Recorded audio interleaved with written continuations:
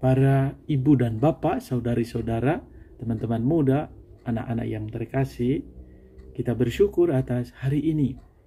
Mari dalam kesempatan ini, hari ini 15 Juli, bersama seluruh gereja kita memperingati Santo Bonaventura.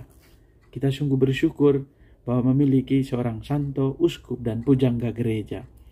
Dan ungkapan yang bagi saya menarik, Santo Bonaventura berkata, kesombongan biasanya menggilakan manusia karena ia diajar untuk meremehkan apa yang sangat berharga seperti rahmat dan keselamatan, dan menjunjung tinggi apa yang seharusnya dicela seperti kesia-siaan dan keserakahan.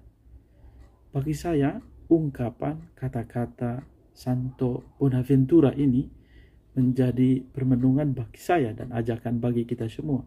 Kalau kita memiliki kesombongan ini, maka kita pasti meremehkan yang namanya rahmat, keselamatan, menyanyiakan, dan bahkan mengejar kesia-siaan, dan bahkan mengejar keserakahan.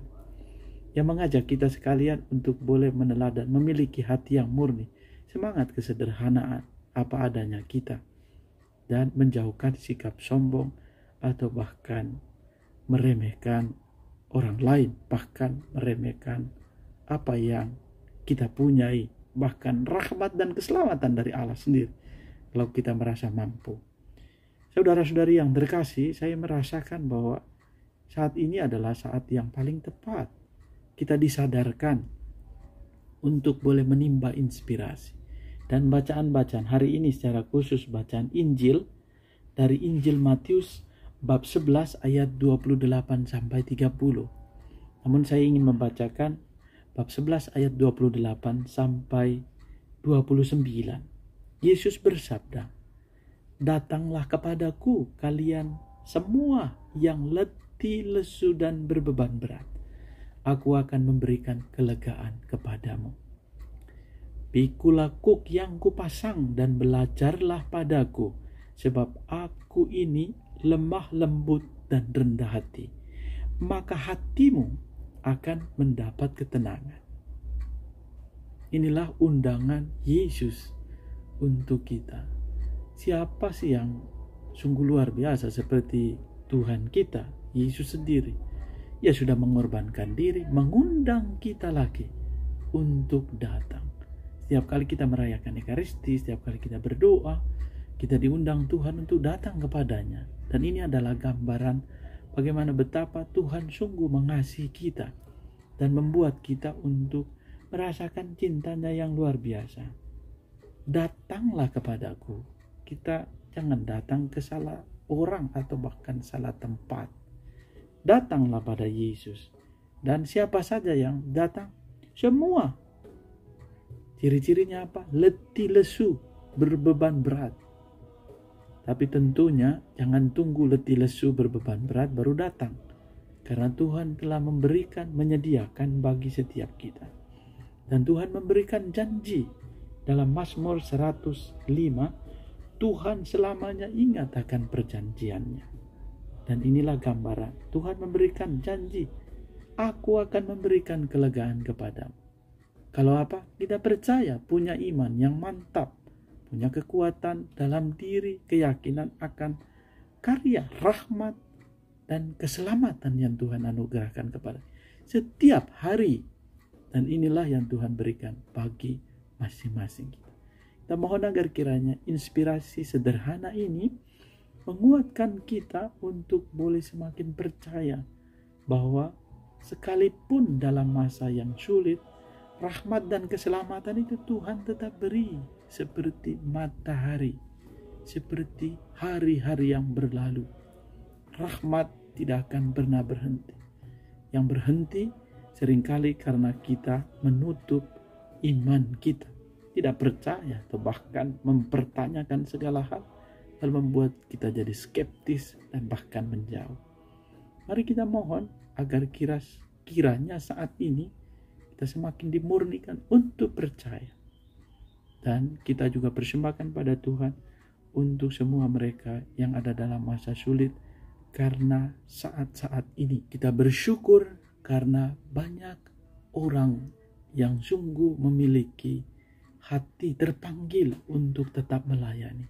Para tenaga kesehatan, para relawan, baik itu di rumah-rumah sakit, di klinik, di tempat isolasi mandiri, di shelter-shelter yang baru. Semoga semua yang sungguh-sungguh punya kepekaan akan pelayanan kemanusiaan ini sungguh memberikan diri. Dan dengan cara yang sama pula, saat ini kita mau berdoa, mengucap syukur kepada Tuhan untuk boleh mendoakan semua mereka yang dengan caranya masing-masing senantiasa memberikan diri dan pelayanan untuk mereka yang sakit. Kita berdoa, doa bagi bangsa Indonesia dalam masa pandemi virus COVID-19 ini. Marilah kita berdoa. Dalam nama Bapa dan Putra dan Roh Kudus.